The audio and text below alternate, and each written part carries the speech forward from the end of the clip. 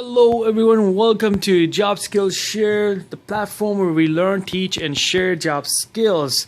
Today we are going to be starting our server administrator course. So when you log in and then scroll down, click on the server administrator course, go to the course, and just notice that it's still under development. So we are going to be building this course till we finish it.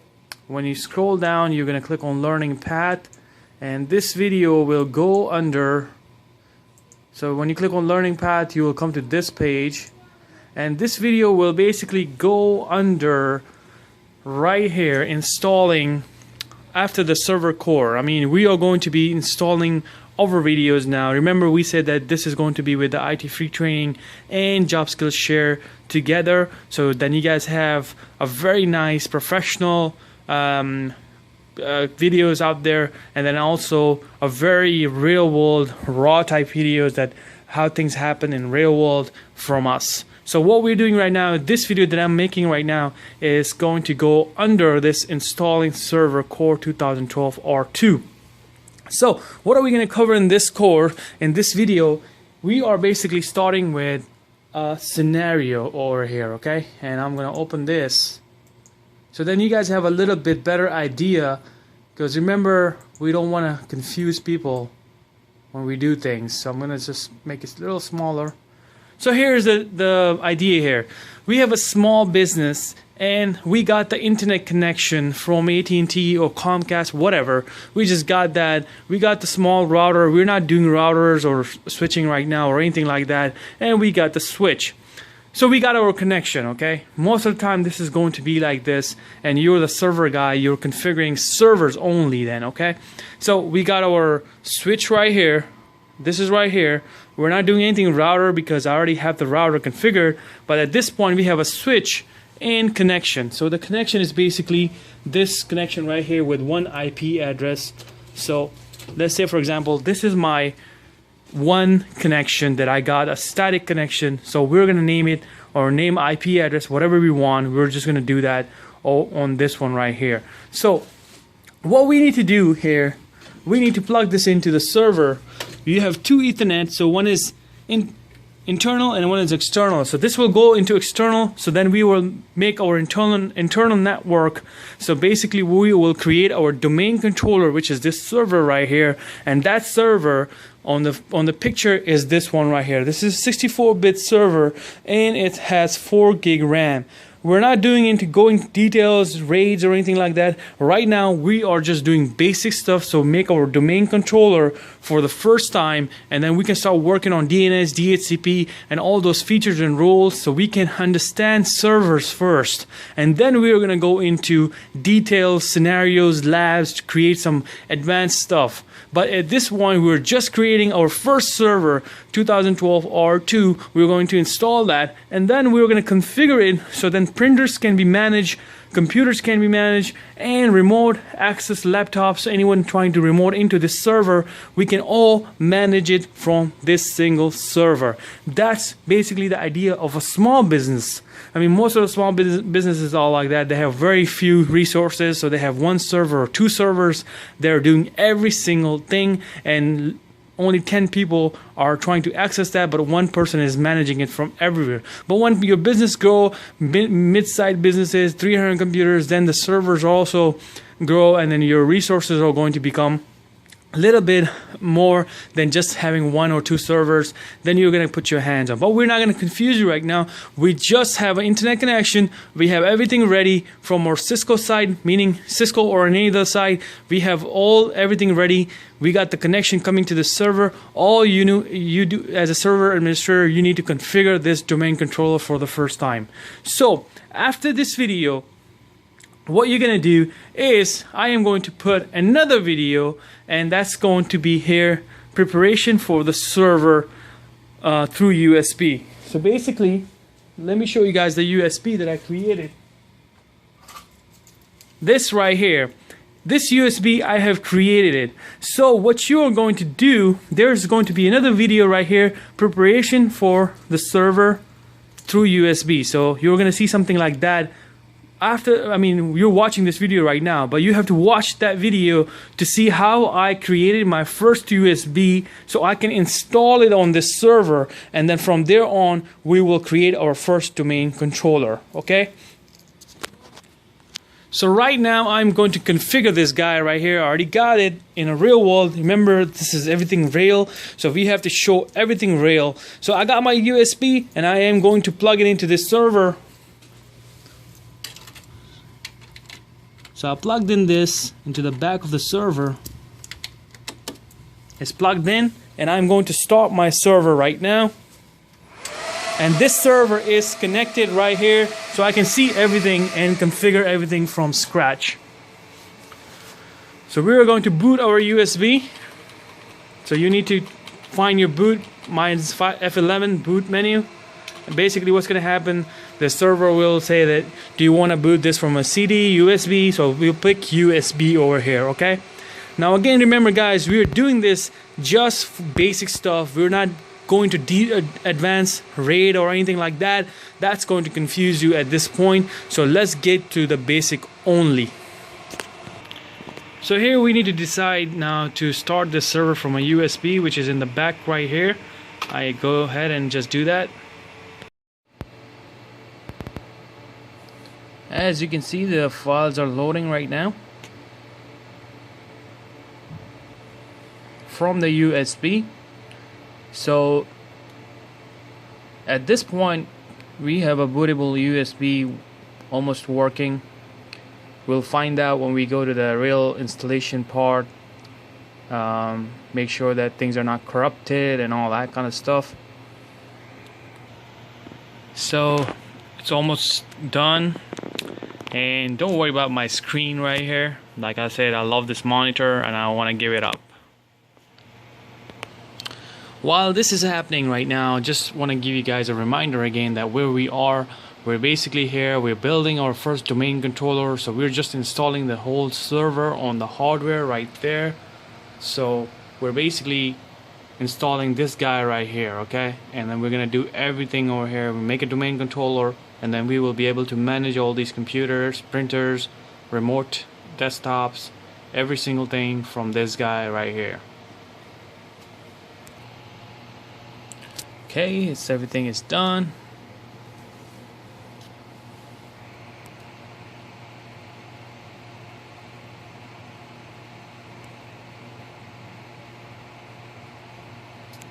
Alright, so this is the first screen. Then you need to just pick your language, time. I am from United States, so I'm going to pick United States and US, and I'll click on install now. But here's another part, that if you ever wanted to repair your server, you can go to this option and use that. We will do this after, when we install things and we get a little bit, you know, familiar with the roles and everything. So we can't do this yet because we don't even have a server. So first thing, we need to install it now. Whoops, stop my keyboard. That was disaster number one. Physically breaking things. Okay, alright, so we got a few options here, and now since we're doing just for our own lab, just to kind of put our hands on the server and kind of learn server, so we are not too worried about what we are picking. But the one that you will pick, because you have 180 days, I'll pick the one that has everything, and that's going to be your data center, which is basically, it has every single feature in it, and it's probably used in more of like an enterprise, more of a medium, more than medium-sized businesses that will use this part. If you were just using a server, you would go for like standard options. It has little limitations there. There's one core installation and one with basically GUI, or you can call it a GUI, whatever. I mean, it's like more of physically you can see things and work on things. But some of the administrators, if let's say this was a critical server and you were very worried about resources, like, you know, memory and stuff like that, if this was a main application for your business, you make money out of this application, then your server administrator will not like the GUI or GUI option. Okay, so basically core is more like you need to be more experienced with servers, because then you need to use command, PowerShell, all that kind of stuff. So you need to be an expert in this stuff. So we are not going to go through that because we are not experts. We want to learn servers for the first time. So we will pick the fourth option, which is Windows Server 2012 R2 data center server with GUI or GUI, whatever you want to call it. So click next, and then you will accept the license terms. Click next. Here we will basically pick custom install. Okay, custom, and then you get partitions and everything. Now if you were to do this with for a company, then you need to know about partitions and making this server pretty nice, you know, all that RAID and stuff like that. So you need to make sure you know what you're doing with partitions. But at this point, like I say, we're just installing this to get our hands on servers. We're not too worried about it. So I'm going to pick my system right here, and whatever is in there I'm just going to delete it because I don't want it, and I'll install server on it. And it tells you right now I have free space. Before I didn't have free space, so I'm gonna go ahead and install it on this drive 0 basically, and I'll just click next, and your server should start installing. It's pretty much automatic process after this. You just need to wait for this to finish up, and then at the end we will see our server will basically come up just like a normal operating system. But it's not going to be a domain controller yet. It's just going to be operating system with nothing, just a name and everything on it. Then we will install Active Directory, DHCP, DNS, and print services and all that. We are going to do all that cool stuff after the installation.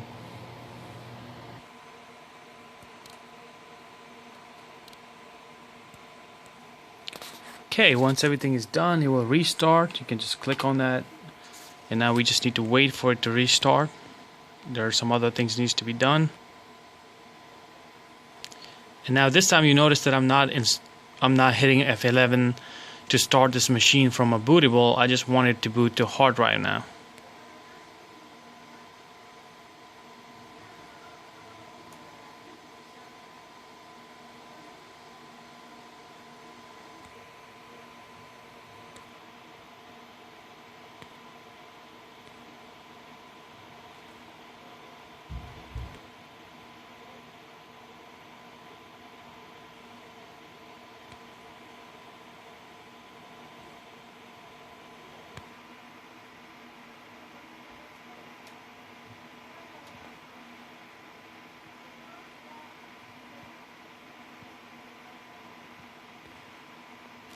So we have just installed our first server from USB, and now we just need to put some information out there. So this is your administrator account, built-in administrator account. We need to give it a good password, so let's go ahead and do that right now. So I'll put my password, and I'm just gonna go ahead and finish it.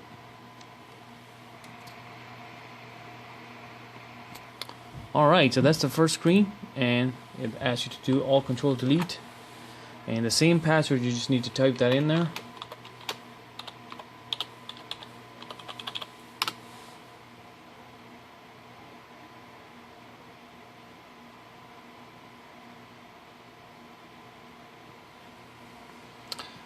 So this is the first screen from our server. It's just opening up. Server Manager will open up automatically. Remember guys, we kind of like went through this stuff in Microsoft hands-on labs when I basically put the video out there that to do a warm-up.